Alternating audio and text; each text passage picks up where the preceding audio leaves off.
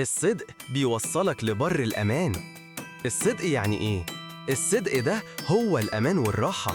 لما تبقى صادق في كل حاجة بتعملها بتطلع من أي مشاكل من غير ما تتأذي، بتنجو من إنك تتحط في خازوق أو ورطة، وبتنجو من خوف إن كدبك يبان، وبتنجو من قلق الأعصاب. الصدق أسهل سكة. الصدق هو أقصر الطرق دايماً. الحلو في الموضوع إنك بتنام مرتاح البال ومش بتوجع دماغك عشان تفتكر إيه الكدبة اللي قلتها. وشك بيكون صافي قدام الناس، ودي لوحدها كنز مش بيخلص. الناس بتثق فيك، والثقة دي هي أساس أي نجاح في شغلك أو في حياتك. الكذب خراب ووقوع في حفرة. الكذب مهواه.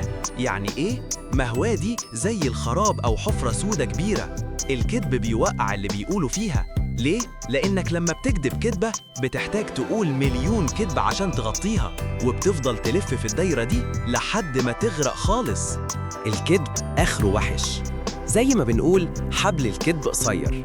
كذبتك هتتكشف آجلاً أو عاجلاً، ولما بتتكشف بتخسر كلمتك وبتخسر الناس كلها. محدش بيصدقك تاني خلاص، حتى لو قلت الحقيقة بعد كده. وده بيخليك تبقى لوحدك في الحفرة اللي عملتها لنفسك. الكذب بيفضل تقل كبير على قلبك ودماغك طول الوقت.